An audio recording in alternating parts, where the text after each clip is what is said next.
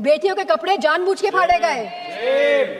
ये सरकार जो बेटियों की बात करती है, आपने बेटियों के कपड़े फाड़े, आपने कील लगी वाले डंडों से बच्चों के सर फोड़े, वहां पे आपने पैलेट गन चलाई, आपने बिहार में AK-47 का प्रयोग किया। हम थे वहां पे, हमें पता है क्या स्थिति थी। और जिस तरह से बेटियां इस ट्रॉमा से गुजरी हैं, वो बोल नहीं पा रही थी ठीक से, वो सांस नहीं ले पाई थी ठीक से। जिस तरह से आपने छातियों पे बच्चों का वार किया है, मैं समझती हूँ कहीं ना कहीं आप सबके आगे तो आएगा ही है, कोई भूलने वाला है नहीं।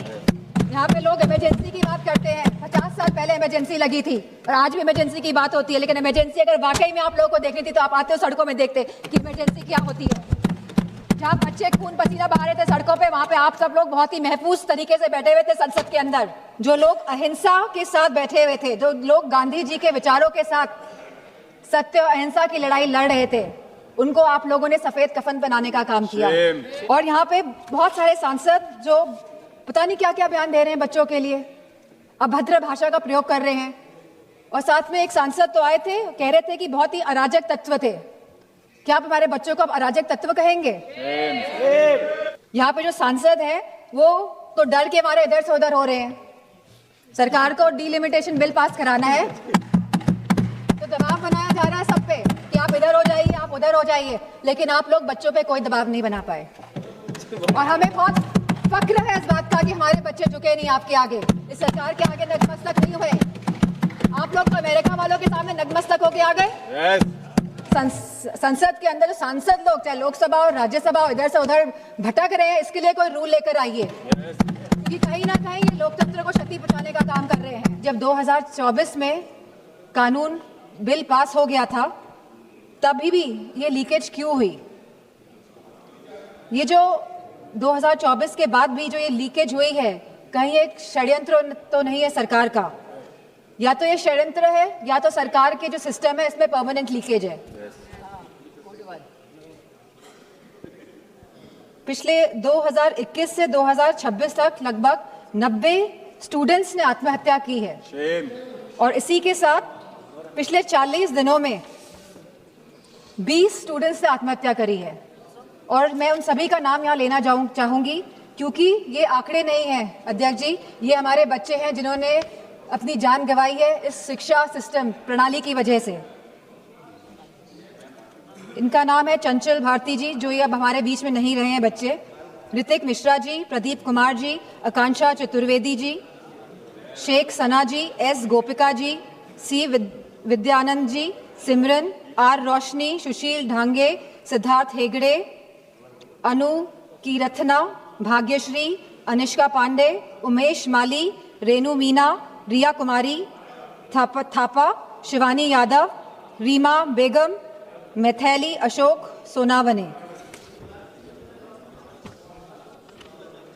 आज हम सब इसी के साथ सलाम करते हैं, सराहना करते हैं, प्रशंसा करते हैं हमारे युवाओं की, हमारे छात्रों की, हमारे जेनजी की, उनकी हौसले की, उनकी हिम्मत की, जो इस शासन से, इस प्रशासन से डरे नहीं, जिन्होंने मुकाबला किया अहंकारी सरकार के आगे। ये पूरा जंतर मंतर का जो आंदोलन है, ये पिछले 1 महीने से ज्यादा से चल रहा था और बहुत ही शांतिपूर्ण तरीके से चल रहा था। हर स्टेट से बच्चे आ रहे थे, जा रहे थे। 16 तारीख को इसमें अनशन भी करा गया, लगभग 37 स्टूडेंट्स अनशन पे बैठे और इसी के साथ सोनम वांगचुक जी भी इस अनशन पे बैठे। बहुत ही शांतिपूर्ण तरीके से पूरा आंदोलन चल रहा था। समाजवादी पार्टी को पूरा समर्थन था इस आंदोलन का। और मैं कहना चाहूंगी कि हमारे सभी युवा समाजवादी पार्टी के सांसद इस आंदोलन में गए, शरीक होने गए, और ये कोई पॉलिटिक्स करने नहीं गए थे। जितने भी हमारे युवा सांसद और जितने भी सांसद और एमएलए गए थे, क्योंकि हम साथ खड़े होना चाहते थे इस देश के युवा के लिए, उनके हक के लिए, उनके अधिकार के लिए। इसीलिए हम सब जंतर मंतर पहुंचे।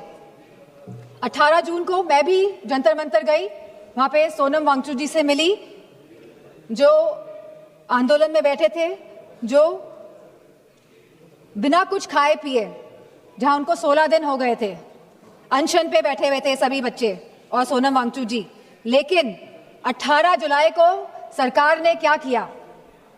सवाल इस बात का है, जो लोग अहिंसा के साथ बैठे हुए थे, जो लोग गांधी जी के विचारों के साथ सत्य और अहिंसा की लड़ाई लड़ रहे थे, उनको आप लोगों ने सफेद कफन पहनाने का काम किया। 18 तारीख को आप लोगों ने उनको कफन पहनाने का काम किया और गांधी जी के विचारों को आप लोगों ने कहीं ना कहीं कफन पहनाने का काम किया।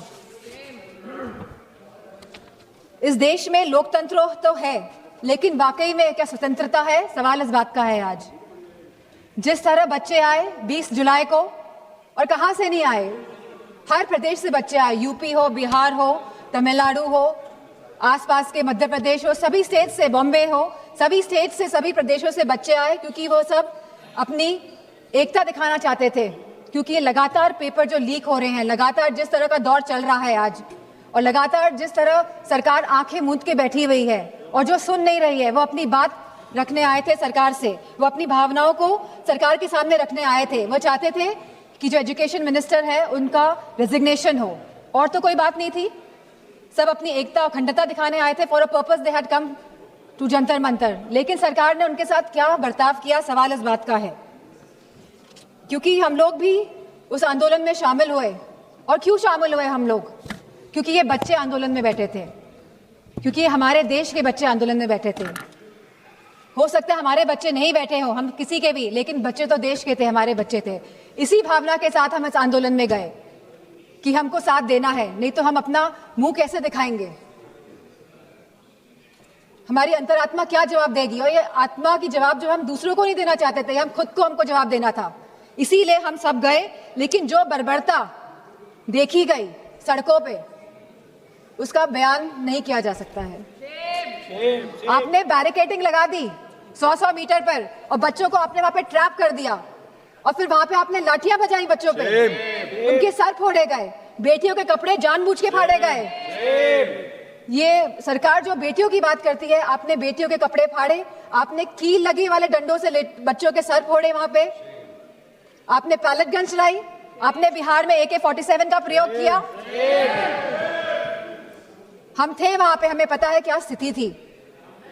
किस फेयरलेसनेस के साथ, बिना डरे बच्चों ने सामना किया इस प्रशासन का, शासन का और सरकार का। बहुत बच्चे बेहोश हो गए, बहुत बच्चों के सर से खून निकल रहा था। They were feeling humiliated. I could feel their pain because I was there.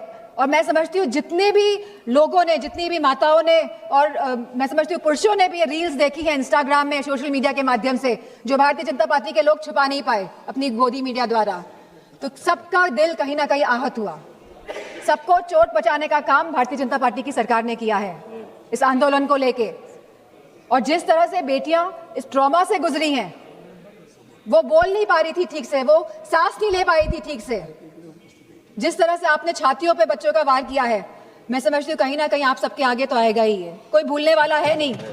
यहाँ पे लोग इमरजेंसी की बात करते हैं, 50 साल पहले इमरजेंसी लगी थी और आज भी इमरजेंसी की बात होती है। लेकिन इमरजेंसी अगर वाकई में आप लोगों को देखनी थी तो आप आते हो सड़कों में, देखते कि इमरजेंसी क्या होती है।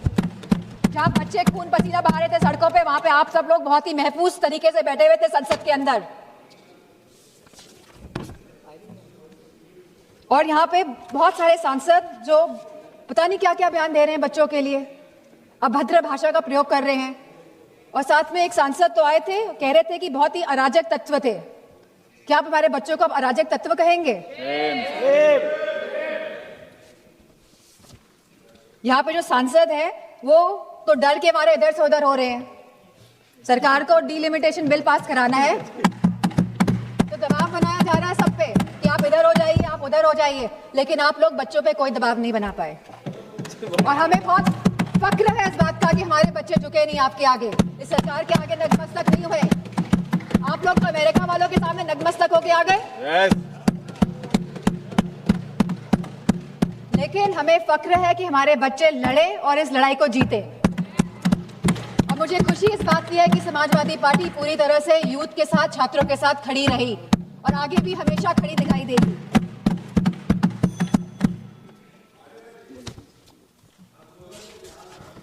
अगर कोई रूल्स और रेगुलेशंस लाने ही है तो ये जो सांसद लोग इधर से संसद के अंदर, सांसद लोग चाहे लोकसभा और राज्यसभा इधर से उधर भटक रहे हैं, इसके लिए कोई रूल लेकर आइए, क्योंकि कहीं ना कहीं ये लोकतंत्र को क्षति पहुंचाने का काम कर रहे हैं। और आज जिन बच्चों का खून बहा है, जो बच्चे आहत हुए हैं, जिन बच्चों के साथ बहुत ही गंदा व्यवहार किया गया है सरकार द्वारा, चाहे वो बीजेपी के सभी सांसद हो, चाहे उनके अलायंस पार्टनर हो, सारे लोग ये जिम्मेदार हैं।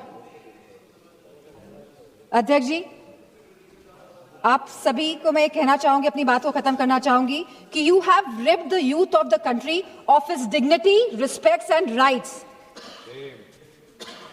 But I also salute the youth of the country for they didn't let go of anything. They stayed, they stood, they fought all together.